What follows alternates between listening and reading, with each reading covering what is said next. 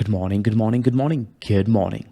Guys, everyone's talking about a Fed pivot, and I have found the chart that is going to be extremely important in deciding whether or not the Fed actually pivots. This graph over here is indicating to me that the Fed isn't even thinking about pivoting anytime soon, not until something over here changes. In this video, I'm going to break it down for you guys all very, very simply. At the end of this video, you're going to know exactly what we need to see over here for the Fed to even entertain the idea of pivoting. Alrighty, so let's get to it. Guys, this chart over here, it's directly pulled from the Federal Reserve of San Fran. I'm going to put a link down in the description below for any of you who want to read the entire report. Now, I have read the entire report and I'm going to break it down for you guys very, very simply in this video. But to summarize, this graph over here, guys, is very, very troubling, especially for any of you who are looking for the Fed to pivot anytime soon. So what exactly does all of this mean? Why is it so troubling to me? Let's start with a cursory understanding of what this chart is actually telling us. Over here, we have the changing components of wage inflation over time. So what this chart is depicting is the various components, guys, and how they have impacted wage inflation over the past years. So for example, if you go up to your boss and ask for a raise in your salary, what components are influencing your decision to ask for that raise? But it's not just telling us what components are influencing our decision. It's also telling us how much each component impacts the amount we ask for. For example, the inflation expectations component is marked out in red on the bar graph. And you guys can see that between the years 2015 and 2020, that inflation expectations, while it did play a role in the wage increases, it did not play that much of a role compared to post 2020. In fact, according to the report, the pass-through rate of the inflation expectations into wage inflations was only 12% up until 2020. What that means, guys, is only 12% of inflation expectations was being passed through into the wage demands of employees. So if inflation expectations were, for example, 5%, only 12% of this would actually be passed through, and 12% of this would be around 0.6%, right? So let's say people demanded a wage increase of 2%. After accounting for inflation expectations, they would ask for an increase of only 0.6. So the total wage increase would be 2.6%, right? However, all of that changed after COVID, because after COVID, the pass-through rate was no longer 12%. The pass-through rate was now 100%. So instead of asking for only 12% of 5%, they would be asking for 100% of this to be accounted on top of this 2%, right? So now the wage increase they would ask for would be 2% plus 100% of 5%, which would be 5%, right? So it'd be 2% plus another 5%, giving you a staggering wage demand increase of 7%. And guys, this is considering that inflation expectations are only 5%. And at the moment, inflation is clocking in at much higher number.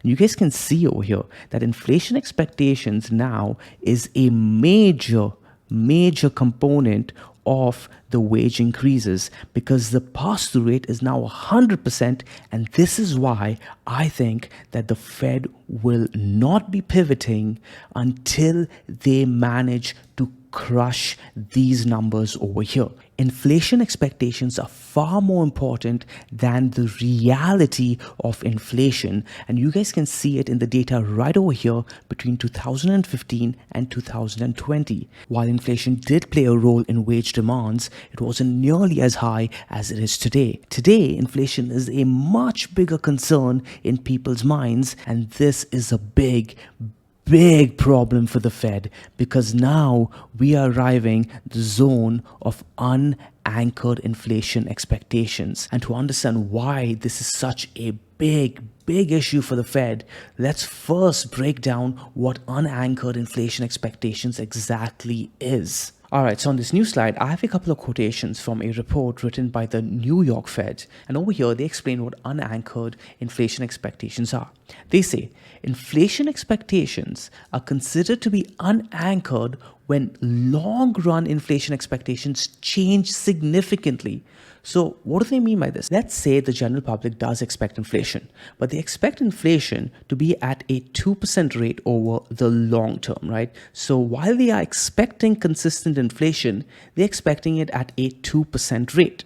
Now, this is in line with the Fed's target inflation objective, right? You guys have heard that probably a lot, where the Fed is targeting an inflation rate of around 2%. So at this point, people's inflation expectations are matching the Fed's target inflation rate, right? So they are anchored to the Fed's target inflation rate.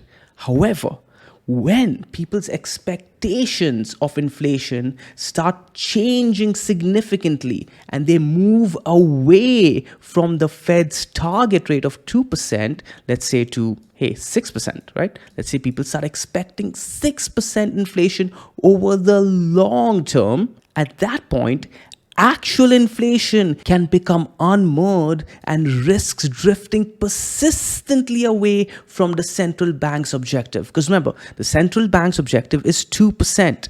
But as soon as inflation expectations of the general public becomes unanchored and moves away from the 2% to 6%, this risks the inflation expectations drifting even further and further and further away from the central bank's objective of the 2% that they would prefer, right? Which is why you guys are hearing from Jay Powell saying that, hey, we will keep at it until we bring inflation down back to 2% levels. As infeasible as that may sound, it is their duty to try, because as I said on the previous slide, inflation expectations, guys, is more important than even the reality of inflation. Right over here, the quotation says, well-anchored, long-run inflation expectations therefore represent an important measure of success of the monetary policy. So guys, it's not just inflation that matters in regards to the success of monetary policy. It's what you and I think inflation is going to be that determines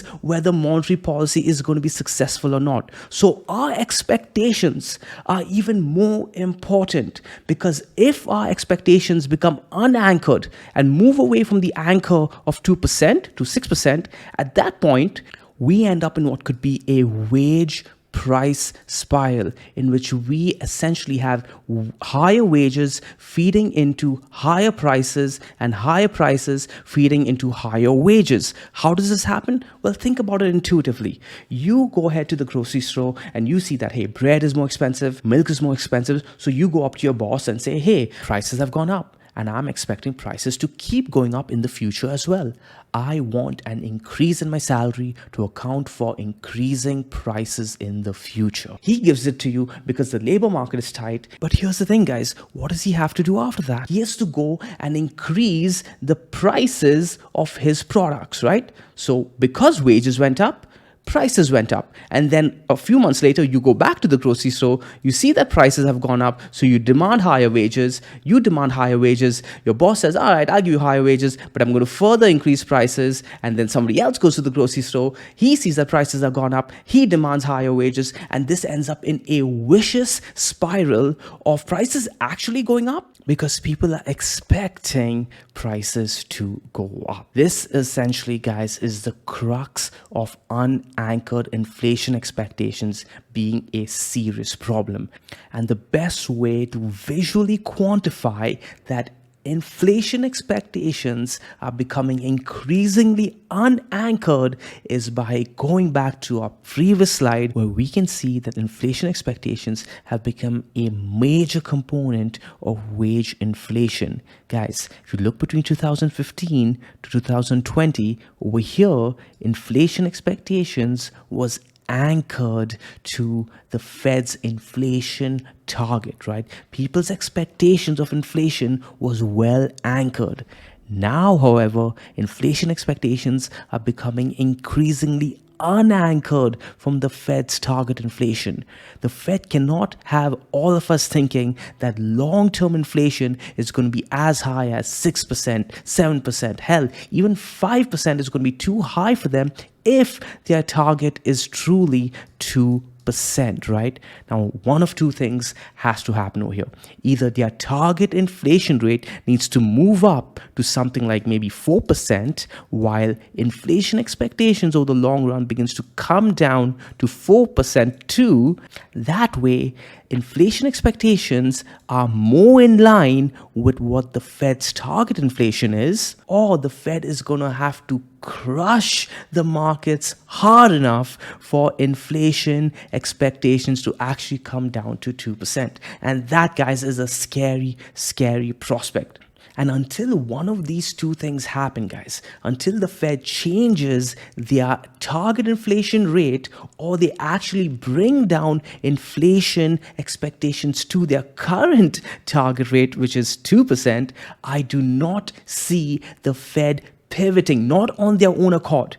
The only way they will pivot outside of these two scenarios is if something drastic happens in the treasury market and they are forced to pivot, even when they do not want to. Now, that's a completely different topic that is beyond the scope of this video. But if you guys do want a broken down explanation of that as well, please let me know in the comments down below. And hey, go ahead and hit the like button and the subscribe button, because it really does motivate me to do more of this content.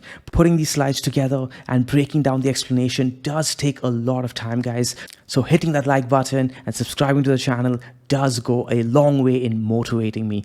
All right, so let's quickly summarize what we've talked about thus far. One, we established that inflation expectations are becoming a big component of wage inflation.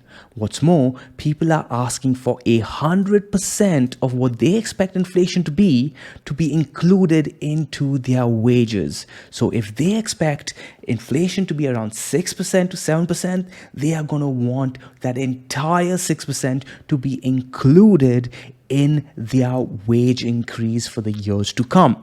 We then establish that when this happens, inflation expectations become unanchored from the Fed's target inflation rate, right?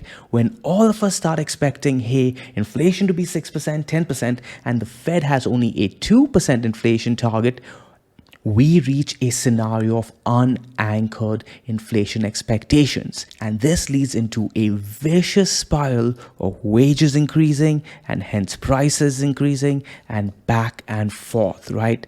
This is a big no-no for the Fed. So what do we need to see before expecting the Fed to cool off on their persistent height increases? Well, we simply need to see this bar graph go back to looking more like what it did back in 2015 to 2020, where one, inflation expectations were more anchored to what the Fed had as its target inflation rate, and two, people weren't asking for 100% pass-through rate into their wage inflation. So once we start seeing this go back to normal, we can then perhaps look for the Fed to pause their rate hikes. But personally, guys, even then, I don't see a world where we go back to 0% interest rates anytime soon. The time of 0% interest rates was the time when the Fed was worried about a depression and deflation. Now, the Fed is not at all worried about that as their foremost concern. They are worried about runaway inflation, unanchored inflation. So hey, keep your eyes on this, guys. And if you guys want more content like this, please let me know in the comments down below. Until then, do the mango way, do the easy way, do the stress-free way. I'll see you guys in the next one.